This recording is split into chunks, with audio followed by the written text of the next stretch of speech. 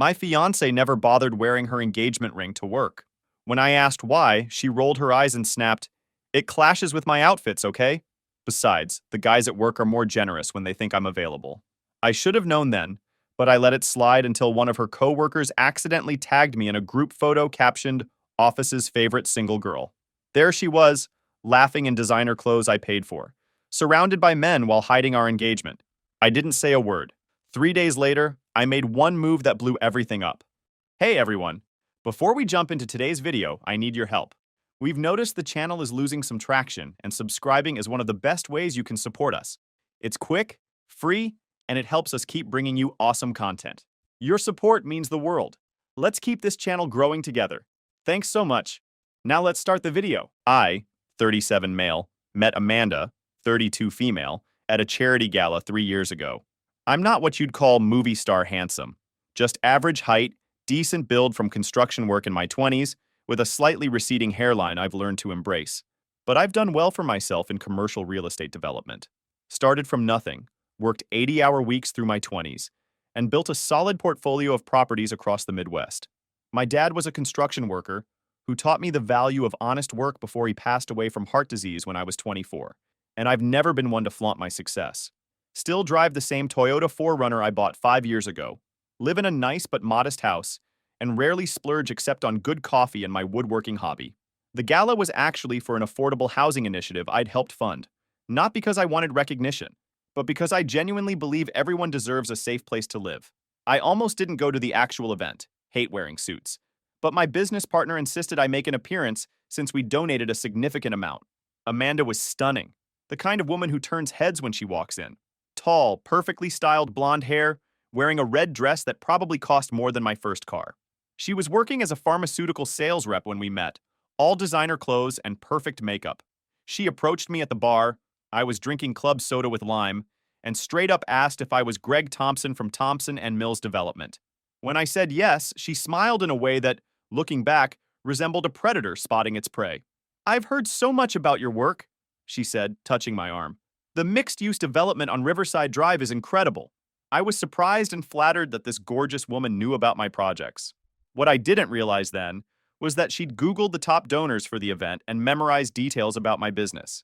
Classic Amanda move. Research your target before striking. Looking back, I should have seen the red flags from day one.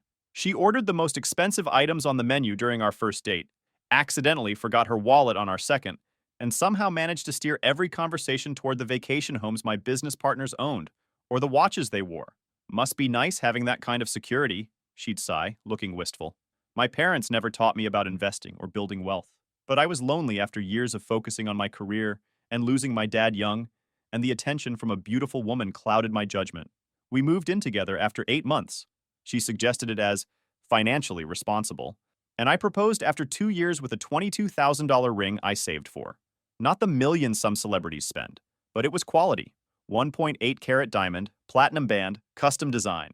It represented nearly 3 months of my income, and I was proud to give it to her. She cried when I proposed, told me she'd never expected to find such a good man, and for a while, I believed we were happy. "You're everything I've been waiting for," she whispered the night I proposed. "I promise I'll make you so happy." Man, was that a lie. My fiancée never bothered wearing her engagement ring to work. When I asked why, she rolled her eyes and snapped, "It clashes with my outfits, okay? Besides, the guys at work are more generous when they think I'm available."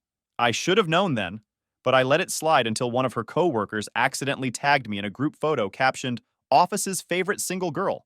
There she was, laughing in designer clothes I paid for, surrounded by men while hiding our engagement. I didn't say a word. 3 days later, I made one move that blew everything up, but let me back up and explain how I discovered the depth of her deception. I first noticed something was off when I surprised her at her office one day, bringing lunch from this upscale deli she always raved about, where a sandwich cost like $18, but whatever. I'd remembered her mentioning she had a stressful presentation that day, so I thought I'd do something nice. The receptionist pointed me to her office, which was already a surprise because Amanda had told me she worked in a cubicle like everyone else. Turns out she'd been promoted to regional sales manager 3 months earlier and never mentioned it. Another red flag I somehow missed. As I walked up to her glass-walled office, I saw her laughing with a tall guy in an expensive suit. When she spotted me, there was a split-second flash of annoyance before her face shifted into a smile. I noticed her bare ring finger as she typed on her keyboard. Greg, what are you doing here?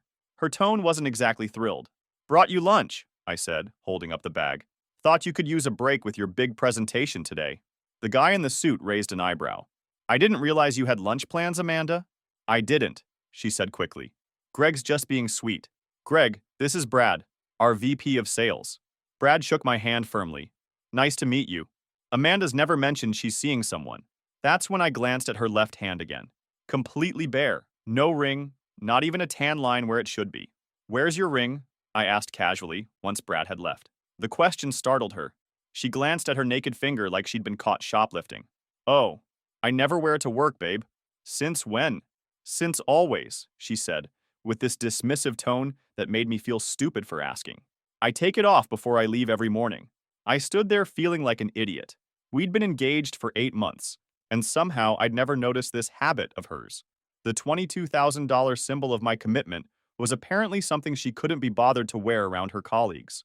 You've never mentioned that before, I said, trying to keep my voice neutral. It's not a big deal, she shrugged, unwrapping her sandwich without making eye contact. Lots of women don't wear engagement rings to work. I nodded and changed the subject, but inside, something felt very wrong. On my way out, I noticed at least 3 other women in her office wearing wedding or engagement rings. One had a rock that made Amanda's look modest by comparison. Is there a reason why?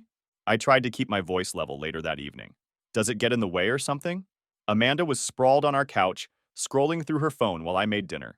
Despite making significantly more money than me, she'd never once offered to cook in our entire relationship. When I asked once, she'd laughed and said, "That's what DoorDash is for, babe." She sighed dramatically, like I was some annoying child. Look, Greg, it's just not professional, okay? Plus, my boss is super traditional. He treats engaged women differently. Less opportunities, you know? I nodded, but something felt off. Her pharmaceutical company was progressive as hell. They had pride flags everywhere and diversity posters all over the walls. They'd recently been featured in Business Insider for their family-friendly policies. Brad seemed nice, I offered, testing the waters. He didn't know you were seeing anyone? Amanda's eyes flashed with irritation. I don't discuss my personal life at work. It's called being professional. Maybe you'd understand if you worked in corporate instead of construction. That stung. I'd never been just a construction worker. I had a business degree and had built a successful company, but Amanda always talked about my work like I was digging ditches for a living. Meanwhile, she acted like pharmaceutical sales was equivalent to curing cancer.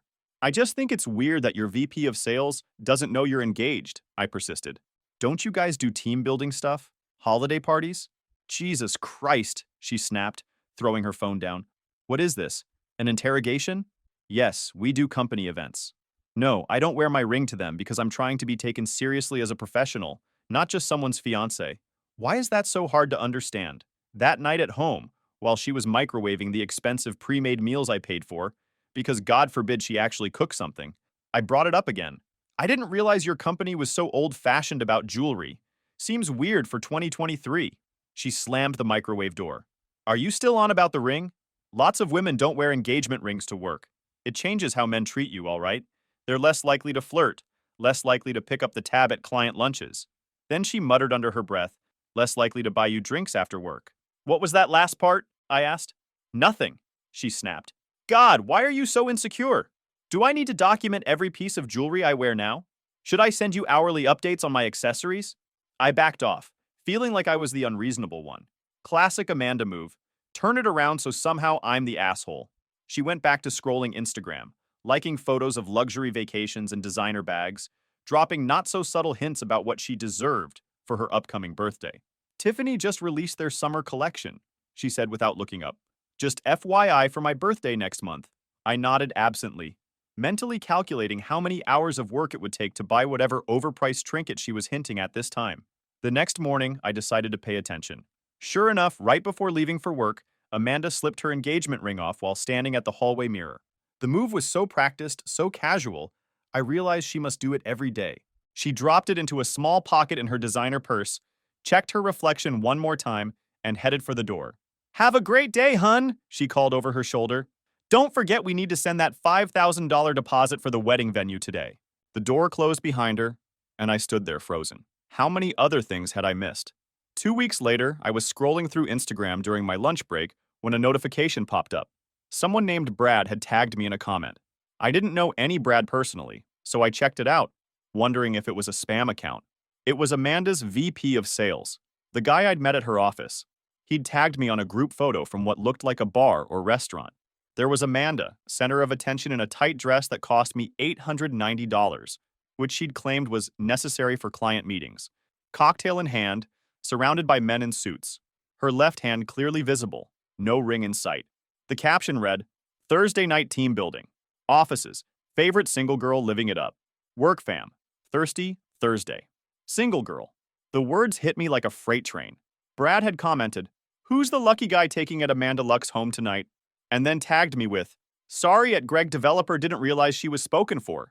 I checked the timestamp. This was from last night, when Amanda had texted saying she was working late on a presentation and came home at 11:30 smelling like expensive perfume and claiming she was too tired to talk. I zoomed in on her left hand wrapped around the cocktail glass. No ring, obviously. But it wasn't just the absence of the ring that gutted me. It was the hashtag, the comments from male coworkers.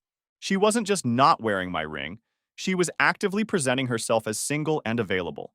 My hands were shaking as I scrolled through the comments. Looking as always. Single and ready to mingle. Brad better watch out or he'll lose his best rep to the marriage track. Amanda had responded to that last one with, not a chance. Career comes first. I took screenshots of everything, then closed the app and sat at my desk for a long time, trying to process what I'd just seen. This wasn't just about professional image. This was about living a double life. That night when she came home, the ring was right back on her finger. She kissed me hello, asked about my day, acted like everything was normal. She even initiated intimacy for the first time in months, which I now realize was probably guilt-driven. I said nothing about the post. Instead, I watched her the next morning. Sure enough, right before leaving, she slipped the ring off when she thought I wasn't looking, dropping it into the side pocket of her purse. Have a great day, babe, she called out cheerfully. Don't forget we need to send that $5,000 deposit for the wedding venue today. I sat at our kitchen counter for a long time after she left. We'd been together for 3 years, lived together for almost 2. I'd been paying 80% of our expenses despite her 6-figure pharma sales job, because she always had some excuse about student loans or needing to invest in her appearance for work. Meanwhile, my 401k contributions had been cut in half since we moved in together to accommodate our shared expenses. I thought I knew her. Now I wondered what else I'd been blind to. That afternoon, I called my buddy Ryan, who works in pharmaceutical sales at a competing company. Without mentioning Amanda by name, I described the situation. Dude, that's shady as a fuck, Ryan said bluntly. Nobody in pharma sales is hiding rings for professionalism. Half the reps I know are married women who wear rocks bigger than yours. They actually help with older male doctors, establishes boundaries. That's what I thought, I replied. What about this men treating you differently thing? Ryan hesitated. Look, man, I don't want to put ideas in your head, but in our industry, some reps use their availability status to get better access to doctors. Nothing explicit, just flirting, attention, maybe drinks. It's gross, but it happens. And does it work? I asked, feeling sick. Unfortunately, yeah. There are dinosaurs out there who are more likely to prescribe if they think they've got a shot with their sales rep. Industry's trying to clean that up, but he trailed off. I thanked him and hung up, feeling worse than before. That evening, I took a hard look at our finances. I'd always paid the majority of our bills because Amanda claimed her student loans were crushing her. But when I calculated what she should have left over each month given her salary, which I knew because she'd left a pay stub out once, something didn't add up. Either she had secret expenses, or she was squirreling away money. While Amanda was taking one of her hour-long baths with the $95 bath products I paid for, I did something I never thought I'd do. I checked her phone. In 3 years, I'd never once violated her privacy. But the ring thing had cracked the foundation of my trust. What I found destroyed the rest. A separate Instagram account I didn't know about with suggestive photos and hundreds of comments from men. A Tinder profile active as recently as 3 days ago. And text conversations with multiple men, including Brad from the office and several doctors she called on, that made it crystal clear she wasn't just presenting as single. In one exchange with Brad, he asked, "What about the boyfriend? Thought you were engaged?" Her response, "Greg's clueless. He's just my safety net until something better comes along. Pays the bills while I have my fun." Another text to a doctor, "Wilson, can't wait to see you this weekend. We'll tell Greg I'm at a work conference." The usual hotel? And then I found the financial evidence. A secret checking account at a different bank with over $32,000 in it. Money that could have gone toward our shared expenses, but instead had been hidden away. All while I drained my savings to cover our lifestyle. My hands were shaking so hard I could barely take screenshots, but I managed to document everything, emailing it all to myself, then put her phone back exactly where I found it. When she came out smelling like expensive French perfume, I somehow managed to act normal. Want to watch a movie? She asked, curling up next to me on the couch like nothing was wrong. Sure, I replied, wondering how I could ever have been so blind. You pick. For the next 2 days, I lived in a state of cold calculation. I didn't yell, didn't confront her. Every evening she'd walk in, ring back on finger, kiss me hello, ask for money for some wedding expense or another, and I'd pretend everything was fine, all while planning my exit. I spent my lunch breaks consulting with a lawyer friend about my options. Since we weren't married yet, things were simpler, but I wanted to make sure I protected myself. We lived in a rental property with both our names on the lease. We had a joint checking account, though most of our finances were still separate. And then there was the wedding fund. You're absolutely sure about this? My lawyer friend asked after I showed him some of the screenshots. Because once you pull the trigger, there's no going back. I've never been more sure of anything, I replied. He nodded grimly. Then protect yourself first. Document everything. Secure your assets. And be prepared for her to play dirty. I made a detailed plan, scheduling everything down to the hour. On Wednesday, Amanda would be at an all-day sales meeting, giving me plenty of time. I took the day off work but pretended to leave at my usual time. Once she was gone, I sprang into action. First, I gathered all my important documents: birth certificate, social security card, property deeds, business documents, and secured them in a safety deposit box at my bank. Next, I packed my essential belongings and loaded them into my truck: clothes, personal items, the woodworking tools that had been my dad's.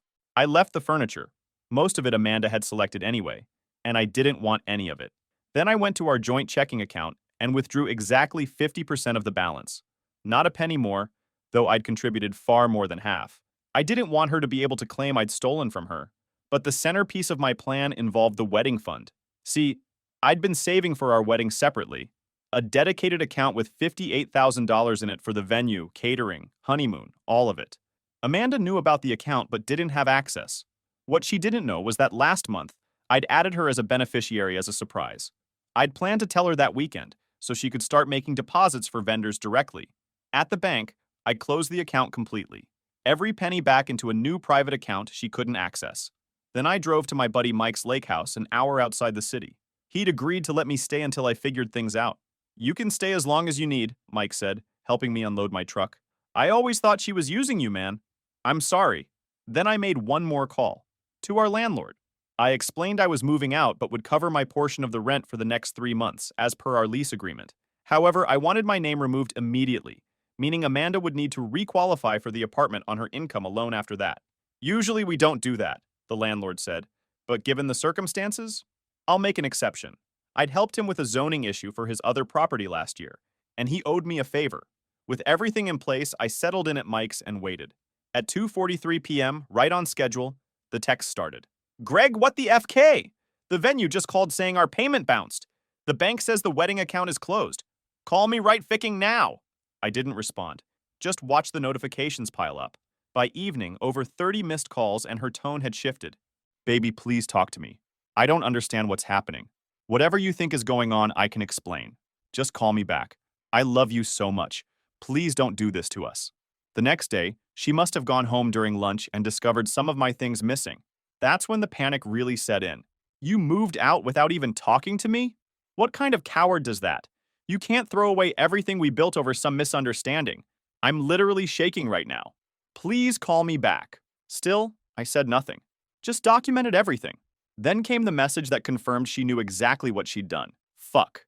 Did someone show you something? Was it Brad's stupid post? I can explain about the ring thing.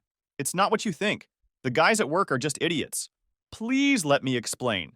I forwarded some of her more unhinged messages to my lawyer friend, who advised me to continue radio silence. She's giving you plenty of ammunition, he texted. Let her dig her own grave. So I did. After 3 days of her increasingly desperate messages, I finally decided it was time to respond. Not with words, but with evidence.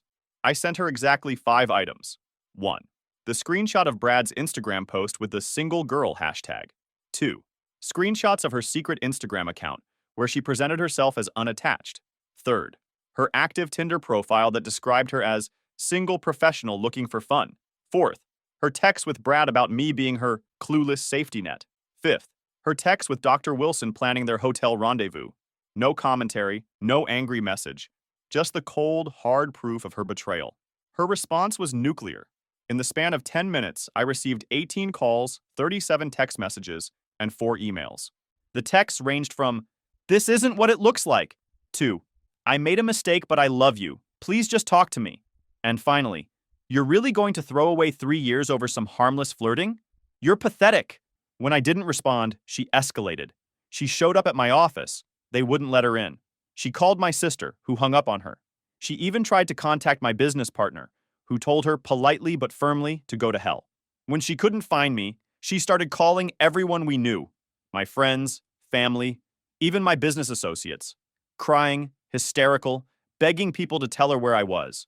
Nobody did, because nobody knew except Mike, who's been my best friend since we were 10 and would rather walk barefoot on broken glass than betray me. Then things got really interesting. 3 days into her meltdown, her text took on a desperate edge. "The landlord says I need to requalify for the apartment by myself and my credit score isn't high enough. I have 90 days to find somewhere else to live. How could you do this to me? My credit cards are all maxed out. I was counting on the wedding fund for my car payment this month. Please, Greg, I'm begging you. Brad just told me they're putting me on probation at work. Someone sent screenshots of my text to our district manager. Was that you? How could you try to destroy my career? My parents won't even take my calls. What did you tell them?" For the record, I never sent anything to her workplace or her parents. Didn't need to. Turns out Brad panicked when he realized I had their texts and went to HR himself, trying to get ahead of any potential sexual harassment claim. As for her parents, they figured it out when she called them crying about me stealing her wedding fund. Her father, a straight-shooting contractor I'd always respected, called me directly. "Greg, it's John Walsh," he said when I answered. "I think we need to talk about Amanda." I braced myself for anger or accusations, but instead I heard a tired sigh. "I saw the texts," he said. "Amanda's mother insisted she show us what was going on. I wish I could say I'm surprised." "I'm sorry, John," I replied, not knowing what else to say. "Don't be. She's been pulling stunts like this since high school. First guy with a decent paycheck she couldn't manipulate. Maybe this time she'll learn." I gained more respect for him in that moment than in our entire relationship. "What did she tell you?" I asked. "That you emptied the joint accounts and left her destitute," he said with a bitter laugh. Took me about 5 minutes to realize that didn't add up. Her mother and I have been enabling her for too long. This ends now. Meanwhile, Amanda's carefully constructed house of cards collapsed completely. The truth about her behavior spread through her professional network. 3 different men discovered they were being played simultaneously. Dr. Wilson was married with kids, and his wife found out about their conferences. Her credit card debt, which I discovered was over $30,000 despite me paying most of our living expenses, caught up with her as she no longer had my income to mask her overspending. A week after I left, Amanda's desperation reached new heights. She posted a lengthy Facebook screed accusing me of financial abuse and abandonment. Several mutual friends texted me screenshots, concerned about the accusations. I simply responded by sharing some of the evidence with them privately. One by one, her support system crumbled as people saw who she really was. A week later, I finally answered one of her calls. Not out of weakness or forgiveness. Just to put a period at the end of this chapter of my life. "What do you want, Amanda?" She was sobbing. "Please, Greg, I'm desperate. I'm about to be evicted. My cards are all maxed. They put me on leave at work. I've got nobody else to turn to." "You had me," I said quietly. "A man who loved you enough to buy you a ring you kept hidden, pay your bills while you cheated, and save for a wedding you were using as an ATM. Those were your choices, not mine. I made a horrible mistake," she wailed. "I was stupid and selfish, but I really do love you. We can start over, go to counseling, whatever you want. There's no we anymore, Amanda. You're just experiencing the consequences of your actions for once in your life. Please," she begged, her voice cracking. "Just help me with rent this month. I'll pay you back, I swear. You know I'm good for it." I almost laughed at that. "Good for it? You've been taking advantage of me for years. Figure it out yourself. I'm sure one of your doctor friends can help you out." "They won't return my calls," she said, her voice suddenly small. "Nobody will." "That sounds like a personal problem," I replied, channeling her own dismissive tone from when I'd asked about the ring. "Maybe try being honest for once." I hung up and blocked her number. Then I turned off my phone and went fishing on Mike's Lake, feeling like I could finally breathe again. It's been 2 months now. I bought a new place, a fixer-upper. I'm renovating myself, just like my dad taught me. Every swing of the hammer feels like therapy, rebuilding my life on my terms. I've reconnected with friends I'd neglected during my relationship with Amanda. Turns out she had gradually isolated me from several people who weren't good for us. In retrospect, probably because they saw through her facade. Amanda had to move back in with her parents at 32, her career in shambles after the truth about her sales techniques with doctors came to light.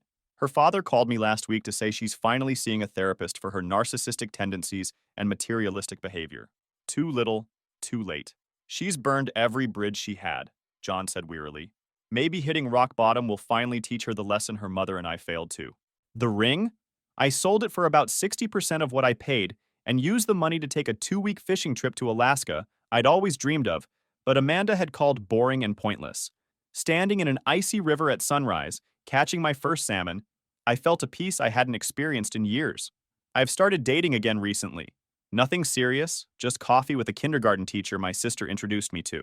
She showed up in jeans, ordered a regular coffee instead of some $9 specialty drink, and actually asked questions about me instead of my income. When she mentioned she loves camping, I felt something I hadn't in a long time. Genuine compatibility rather than superficial attraction. Some days I still struggle with how I could have been so blind for so long. My therapist, yes, I started seeing one, says this is normal. Manipulative people excel at making you doubt your own perceptions, she explained. They isolate you gradually, like a slow-boiling pot. Last week I ran into Brad at a networking event. He looked uncomfortable when he saw me. I owe you an apology, he said after awkwardly shaking my hand. I should have told you what was going on. Would you have wanted to know if it was your fiancé? I asked. He considered this, then shook his head. Honestly, number. But I still should have done the right thing. I just nodded. Water under the bridge now. For what it's worth, he added as he was leaving, she's not welcome back at the company. That behavior violated every ethics policy we have. The worst part of betrayal isn't the lies they tell you. It's the truth they reveal about themselves. Amanda showed me who she really was through her actions, not her words. And I believed her. Sometimes the most powerful revenge isn't some elaborate scheme. It's simply walking away and letting someone drown in the consequences of their own actions. Update. 1 month later. I never expected this post to blow up like it did. Thanks for all the awards and messages of support. Several people asked for updates, so here's where things stand a month later. Amanda's still trying to contact me. Her latest attempt was creating a fake Instagram account pretending to be an old college friend of mine. I figured it out when Dave started asking weirdly specific questions about my new place and whether I was still holding a grudge against Amanda. Real subtle. The most surprising development. Amanda's mom reached out to me last week. Apparently, they've had to freeze Amanda's credit because she tried to take out loans in her parents' names. She's been diagnosed with narcissistic personality disorder and is in intensive therapy, but still blames everyone but herself for her situation. We failed her as parents, her mom said tearfully. We never set boundaries or consequences. This is the result. I felt bad for her parents, who are decent people caught in their daughter's tornado of destruction. But as my therapist reminds me, their enabling created this situation as much as Amanda's choices did. As for me, the renovation on my house is coming along great. I've finished the kitchen and master bedroom, with plans to tackle the bathrooms next month. There's something incredibly satisfying about tearing down damaged structures and building something solid and true in their place. I've had 3 more coffee dates with Sarah, the kindergarten teacher. Last weekend we went hiking and had a picnic. Something Amanda would have complained about for days. Bugs, dirt, where's the closest 5-star hotel? Sarah brought homemade sandwiches and seemed genuinely interested in my woodworking projects. It's still very early, but it's nice to be with someone who values experiences over possessions. The most healing part of this journey has been reconnecting with myself. I've rediscovered hobbies I'd abandoned, rebuilt friendships I'd neglected, and remembered what it feels like to make decisions without calculating someone else's potential reaction. Freedom tastes sweeter than I remembered. Last night, I got a text from a number I didn't recognize. It was Dr. Wilson's wife, Karen. Somehow she'd gotten my contact info and wanted to meet for coffee. Curious and a bit apprehensive, I agreed. She was waiting at a quiet corner table when I arrived, elegantly dressed but with the tired eyes of someone who'd been through hell. She thanked me for meeting her and got straight to the point. I wanted to personally thank you for inadvertently exposing my husband's activities, she said, her voice steady, despite the obvious pain behind her words. Those screenshots you sent Amanda made their way to me through one of his colleagues. You gave me the evidence I needed after years of suspicion. I felt uncomfortable. I never meant for any of that to happen. I know, she said with a sad smile. But sometimes the truth needs to come out, no matter how it happens. She explained that she was filing for divorce after finding evidence of at least 4 other affairs, all with pharmaceutical reps like Amanda. The practice was apparently placing him on leave, pending an investigation. I've been with James for 20 years, she said, stirring her untouched coffee. We have 3 teenagers. I built my entire life around supporting his career. And all this time, she trailed off, then straightened her shoulders. Anyway, I'm starting over at 45. It's terrifying, but also strangely liberating. I knew exactly what she meant. What about you? She asked. How are you holding up? I told her about the house renovations, my rekindled friendships, even mentioned Sarah. She seemed genuinely pleased for me. As we were leaving, she paused. It takes courage to walk away and even more to start over, she said. Don't look back. Neither of us should. We exchanged numbers, not as potential romantic interests, but as 2 people who understood each other's pain in a way few others could. Sometimes the most unexpected connections emerge from shared trauma. A month after meeting Karen, I received a surprising email from Brad. He'd taken a job at a different pharmaceutical company and wanted to let me know that Amanda's behavior had sparked a major ethics review at their former workplace. They'd implemented new guidelines about personal relationships with clients and were conducting mandatory training sessions on professional boundaries. Your ex was just the tip of the iceberg, he wrote. Once we started digging, we found at least a dozen similar cases. Some went back years. The company is cleaning house before it turns into a PR nightmare. Or worse, a class action lawsuit. I felt a strange sense of satisfaction, knowing that something positive might come from this mess. Amanda's actions, and my response to them, had created ripples that extended far beyond our broken relationship.